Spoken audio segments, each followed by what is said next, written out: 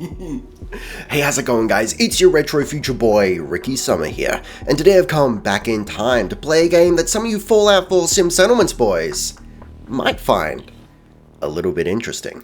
But first, a message from our sponsor. Love Punk. Window shopping for humans.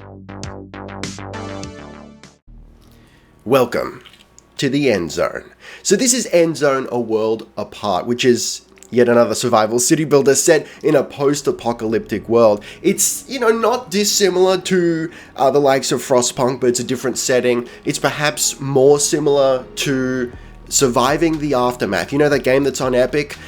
But I feel like it's got a little bit of a different focus. This one seems, in scope, in the size of the city you can build, it seems more like a city builder rather than a small-scale survival town builder sort of thing, which I like. And there's a couple of things here that very much are right up my alley. It's early days yet. This is actually prior to early access release, so this is closed beta, not publicly available, but I do have a key to give away to the closed beta, so one of you will be able to play it right now. Just watch to the end of the video and I'll tell you how you can get your hands on that key. Okay, so let's start a new game here.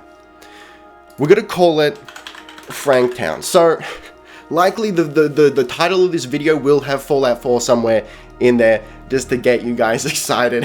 Listen, it's the YouTube machine, it must be fed, don't at me. So you'll see why they've made that connection. Visually, it is not dissimilar, that sort of scrap town aesthetic. It's very much up my alley. Alright, so Franktown, settler amount, we're just gonna go for like the default here. We can actually like lower the quality of tools and protective equipment that we start off with. You'll see all about that in a second. So we've got the seed that we can randomize here, map size large, mountain, let's just keep it all medium and let's get into it. Yo! Alright, and here we go. First up, I want to show you how big the map is. So when I was first trying this game out, I was looking at some of the structures that I can build, and I looked specifically in the community tab, and we had a look at, no it wasn't, it was logistics, the market, right? And I pulled this thing out and I'm like, holy shit, look how big this market is. Aside from the fact that it looks like something straight out of Diamond City, am I right? It's beautiful design, I love that. But I'm like, shit, how big is the market? And then I realized how big the map was. Right? This is where we live right here. So I will reiterate, this is closed beta, it's not even released into early access yet, so there are some things missing. For example, we can't go on expeditions to get more resources and find God knows what, presumably settlers or special artifacts, I don't know, but that is something that will be coming into the game during the early access period. But for the moment, we've just got kind of the basics. We set up housing and resources and whatnot. So the first thing the tutorial told us to do was to set up water. So we're going to build a cistern. Actually, you know what? We'll build a boardwalk first. So there's a couple ways to get water. It seems like the easiest, cheapest way is to build this sort of pier construction here. And they're basically just going to grab buckets, going to go down to the river, and they're going to dump that stuff into the cistern that we are about to build. And we'll put that, luckily we spawned in pretty close to the river, so, God. So I streamed this the other night, twitch.tv/RickySummer, and the developers actually came into the stream. You know what? Let's line it up like that. Okay. And then I'm going to build a little bit of road action right there. Okay. And then don't forget to go into the professions tab and we'll set 2 builders. We'll set 2 water carriers to start us off because we want to get a stockpile of water.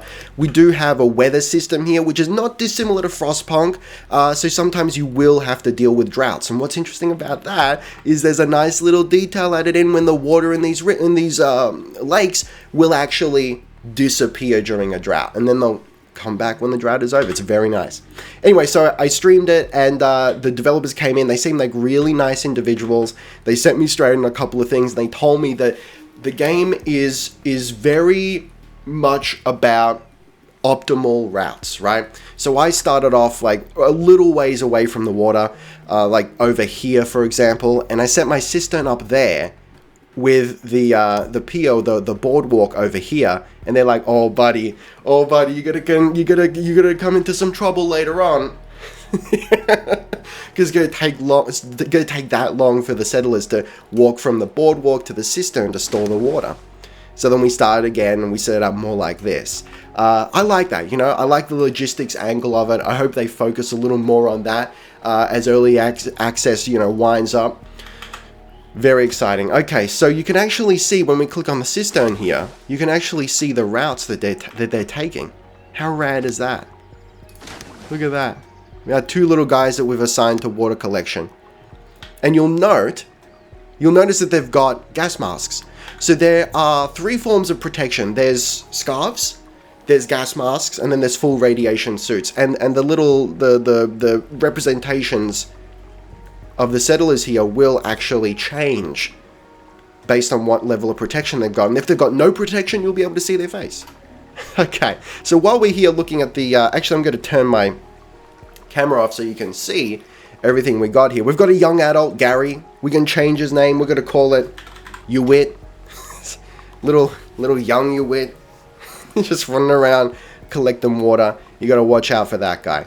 All right, so their happiness is based on this confidence system. So you've got like positives. Settler has food, +1 confidence. Settler has water, +1 confidence. But then you've got like a relative of this settler has died and has no grave, -3 confidence, right? And then they start to get unhappy. Then they'll be like, hey, yo, your settlers are not confident. Maybe sort that out. And then I'll be like, nah, because I'm a dictator. Okay, let's grab some resources. So there's a couple ways to do this. The way I've been sort of starting off is by just going to tasks, and we're gonna collect wood, gather scrap, and then gather plants for food, right? But this is just like early days. Once we can justify actually building buildings that are dedicated to resource collection, we'll build a scrapyard, a forester lodge, and then like under food, we've got a couple options. We can build fields, and that's partly where the expedition mechanic comes into it, because you'll be able to find new seeds that you don't currently have access to. We've got a plantation which provides food like fruits and nuts. Okay, actually I haven't built a plantation yet. We've got a fishing hut, which again we can build on the edge of lakes here, and that will be affected by drought, which is a nice touch. And then gathering hut, which is for picking nuts and berries just like we are now. And then the hunting lodge, which allows you to, there we go, hunt boar or deer. You can see it right down there. We got some deer boys. Lovely, beautiful. And you'll note that you've got little big, a certain size, it's up to you, of area of effect here, and we can actually move that around. So if we've got water collection not happening within the sphere of influence of the cistern, for example, we can move that to where there might be water collection. So we can actually also build a well, which will do like a slow trickle of water.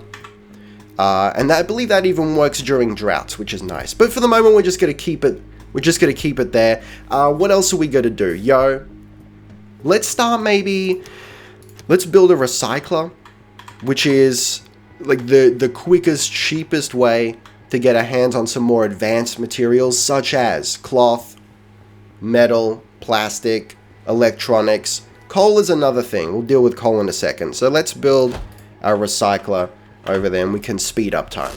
And there you go, we've got the recycler. So now we actually have to assign some settlers to it. So we can do it one of 2 ways. Let me turn off my camera again. We can do it by clicking on the structure itself and assigning workforce, or we can do it over here in the professions tab, which shows all the professions. We've also got here with the recycler, there are some buildings that allow you to, or that require you rather, to actually select a resource to refine. So we've got scrap coming in, going into the recycler, and then it's currently being turned into cloth.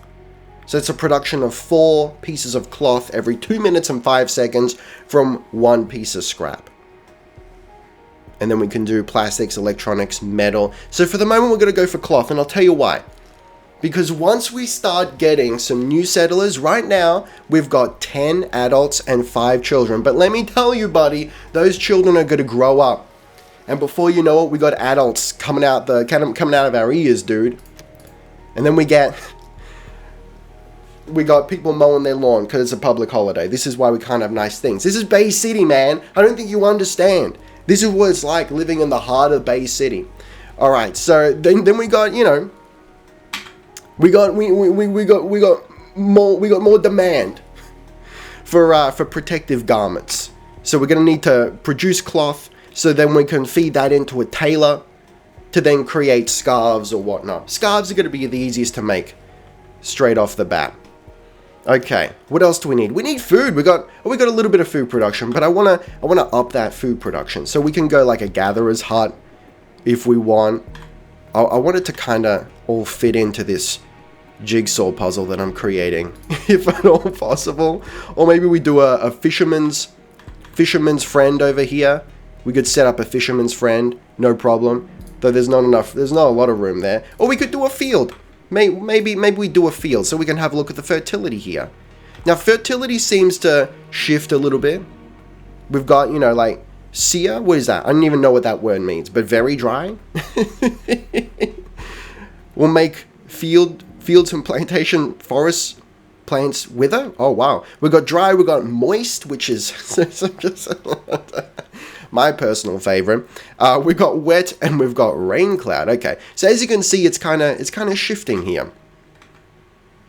So I wonder if there's an element of, maybe we just kind of, I don't know. Maybe there's an element of seasons, you know, which is kind of interesting. Anyway, let's build a field. And then we've also got radiation, which also shifts. So that can make people sick, it can make people infertile, and then they get sad.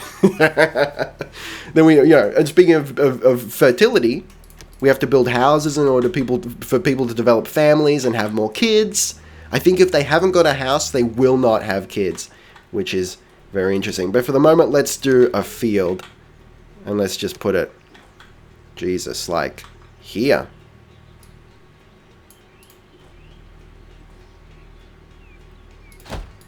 Just a little bit of field action. Now, I don't know how important it is to have roads, but I like to have roads. Call me crazy, but I'm a man who likes to have roads. See, look, it's kind of dry right now, but the moisture's going to come back around. Don't even trip. All right, so let's do some houses. Preemptively, let's put down a couple of houses. Just a couple. So each one can hold, I think, 5. But they hold families, right? So 2 adults and then kids. So we're going to need more than it seems. And I like that little bit of detail there. That's not just straight up, hey, you've got 5 people, shove them all in a house. It's, no. It's families. It's family based. Just like in the physical realm. All right, let's speed through this. All right, there we go. We've got our houses. We've actually got Uwit over here. Uwit seems to have shacked up with Isabella. That sly dog. Look at that. Would you look at that? And they're currently creating a child known as Pamela. Isn't that magnificent? Let's go find Uwit. Uwit's a farmer now.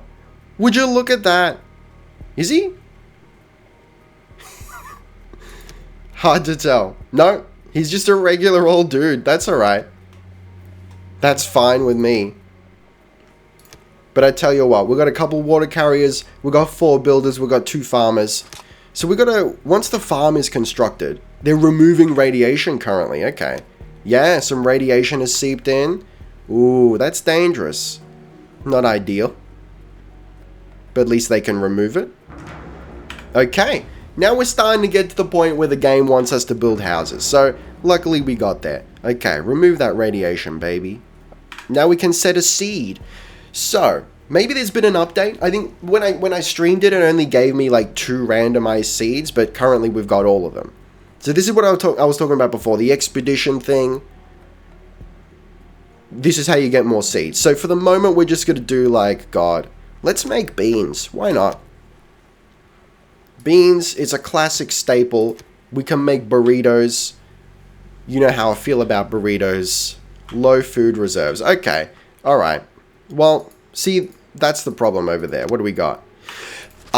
So these little work orders here seem to be only staffed by settlers that do not have jobs. So we don't have enough settlers to staff everything. So I'm going to start, I mean, I fixed it now, but let's actually put down some, well, I mean, we're making food there, that's fine. What else? Set up a little gathering hut. Why not? Let's do it. Little gathering hut. Fantastic. And more houses. The people demand more houses. So usually I like to set an outline. So we go like, what is it? Logistics, market, and like I set down a market and I go pause it. So then we build like houses around it. That's kind of nice too. But we're not going to do that this time around. Cancel that construction. We're just going to set up around the wrecked bus. Now, I'm not 100% sure if the wrecked bus is meant to be like something I don't know, like something like it's not like, is it the town center or what? I don't really know. You can upgrade it. Maybe you can upgrade it further once we go into early access. I don't know. But it seems to be just like basic storage.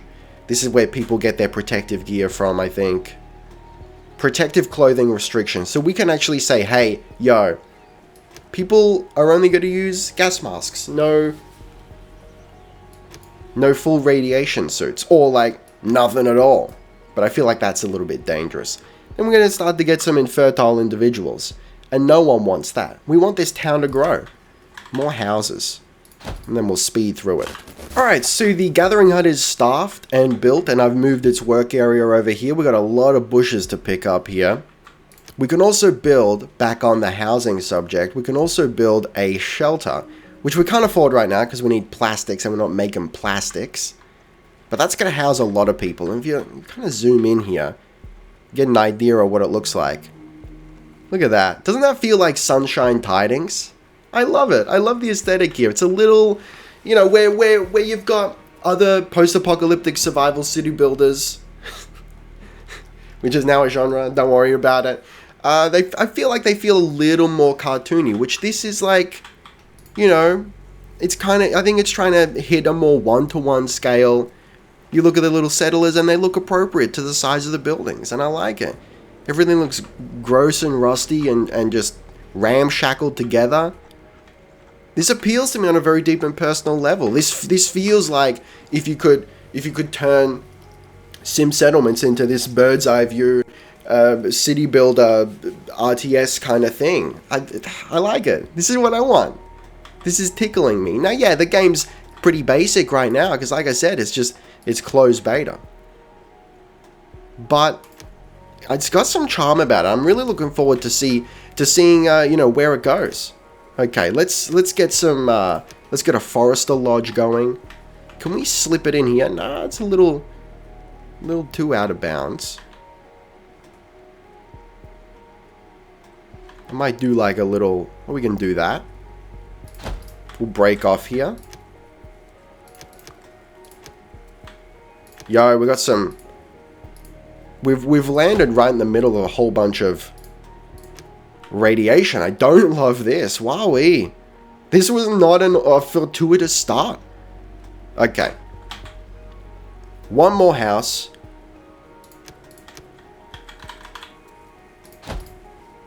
And we'll speed on through it.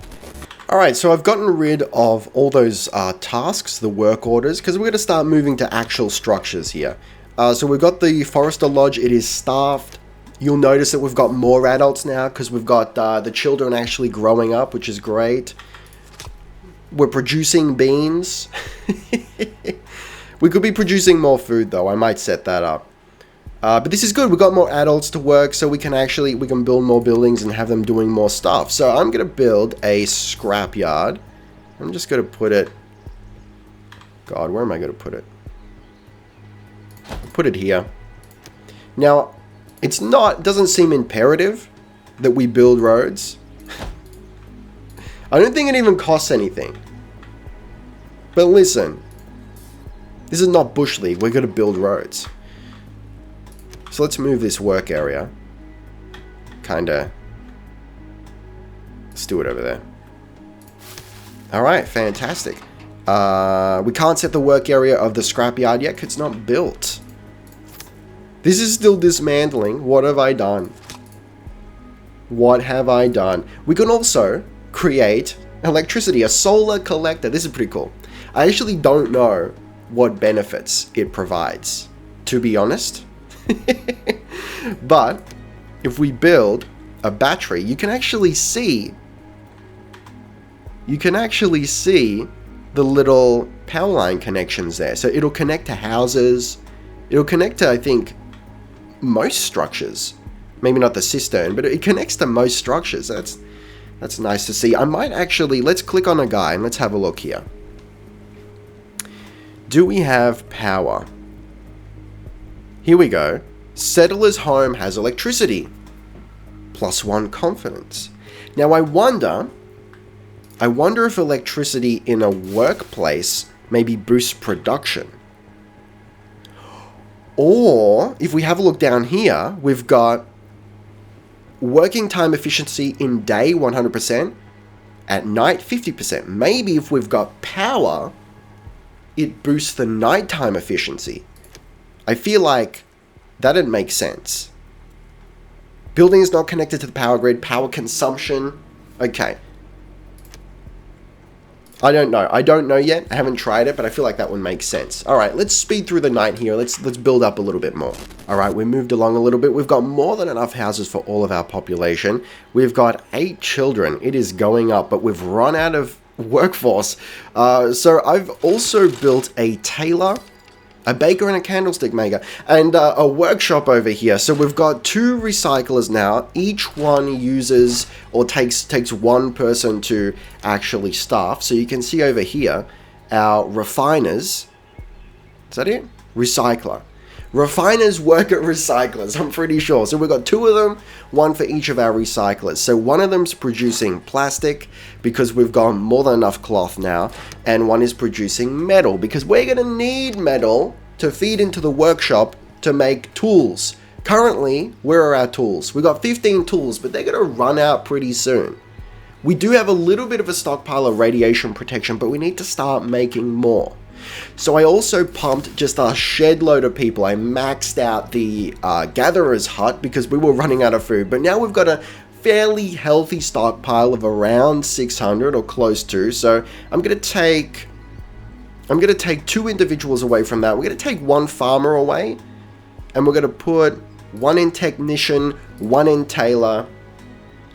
And, ooh, where do I put the other one? Maybe we'll just leave him for now. I'm not super confident about our farm, I gotta be honest. I've switched it out to potatoes. I'm just thinking of one. I wonder if you maybe need to take that produce and feed it into another structure, but I haven't really seen what yet. So I don't know. Maybe it's not a super reliable source, like it's a trickle rather than a big influx of food straight out of the gate. But we still got more than enough to gather with the gathering hut. So maybe it's too early for a field. Maybe that's the strat. So something else we can do with the field, and I know this works, is we can go to community and we can build a pub.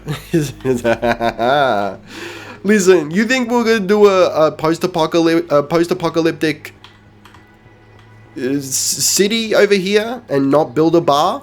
So let's build that bar. Let's get that road connection going. Okay, so the bar is a fantastic place because you can feed it crops such as wheat or hemp. And it's going to make people happy. We don't currently have a happiness problem. We're pretty good. Average confidence of all settlers. Low confidence was... Yeah, okay. So, I mean, like, we're above the halfway mark.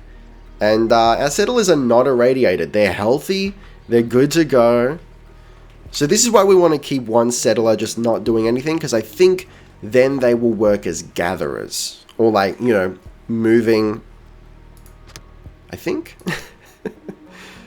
Simona? Yeah, she's taking the raw materials to the construction site, and then the builders are going to build it up. So what's the issue over here? Missing ruins. So we've run out of scrap here, which means we now have to move our work area over here. That's perfectly fine. I love that you can see the routes that they take.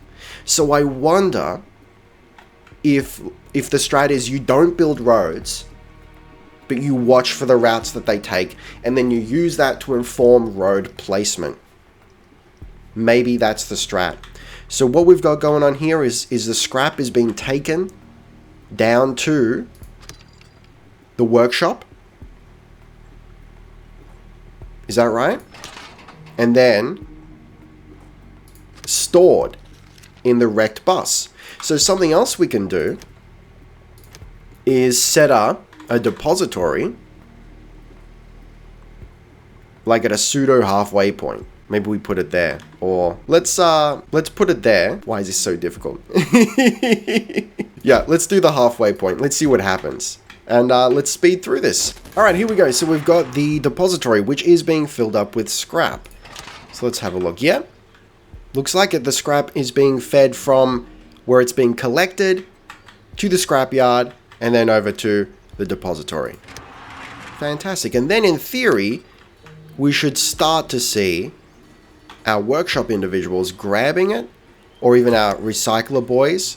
Like ideally, I guess what you would do is you would set up a depository with like a bunch of recyclers around it, or the later structure, which is the refinery, but that's a that's a big boy that employs 30 people, and it requires lots of wood, metal. So we need to start off with a recycler that employs refiners. So we could like build this, line it with refiners, have on the other side or next to the refiners we have the workshop, the tailor, the baker, the candlestick maker, and we started to get some really efficient layouts going.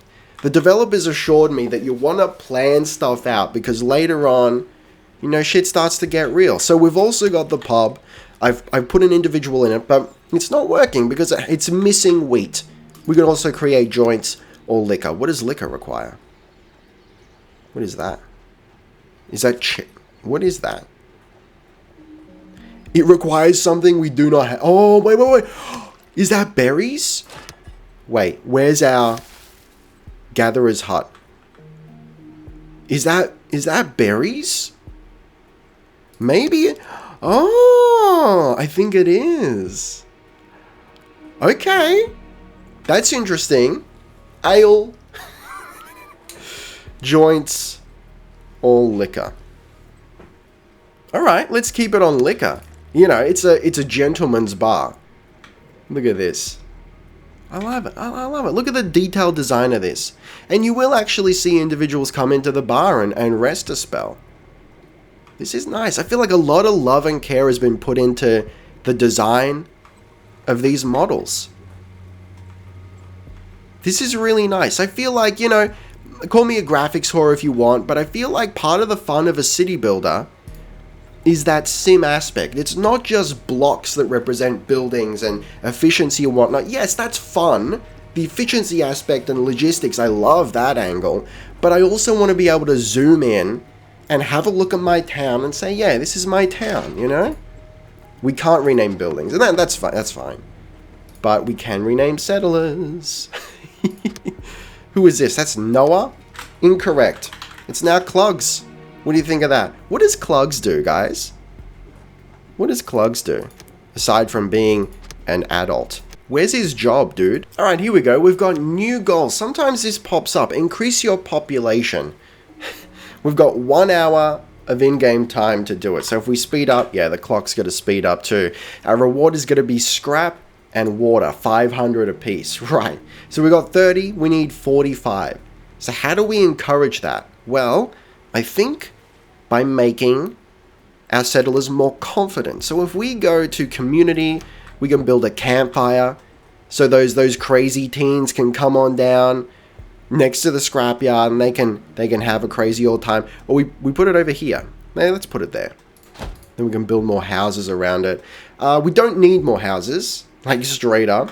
I've also built a hunting lodge. And it's going over here. It's going to grab some deer. I want to up that production of food, because it's getting, it's not really increasing. I want to get a stockpile going just in case a drought comes around. We've actually been pretty lucky in that we haven't encountered a drought at all. All right, let's get this thing built. All right, so we've built the campfire, so that's upped our confidence a little bit. We have gained 7 more settlers, and we've got 26 in-game minutes to make up the rest to get to 45. Honestly, I don't think we're gonna make it. Our food, for some reason, is not doing too well. Honestly, I think we've got five settlers that are not doing anything. So let's just load them onto gatherer, hunter, and then farmer. I've switched out.